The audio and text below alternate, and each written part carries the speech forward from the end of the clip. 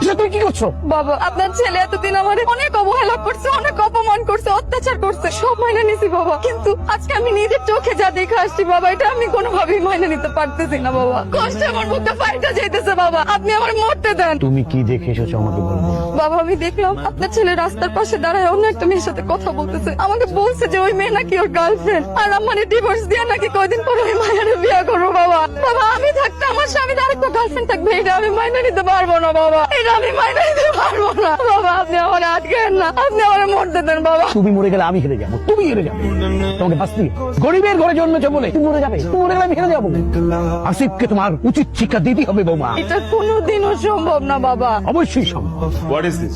আপনাদের এত বড় সাহস, আমাকে দেখে আপনারা উঠে দাঁড়ালেন না কেন? এই কথা কান দিয়ে ঢুকে না। আপনাকে দেখে সবাই উঠে দাঁড়াবে কেন? এই কে আপনি? কত লোকের বাচ্চা, আমি কে তুই আমার চিনতে পারতেছিস না? গায়ে হাত তোলার অভ্যাসটা এখন ঝেড়ে ফেলুন মিস্টার আসিফ। আমি সত্যি আপনাকে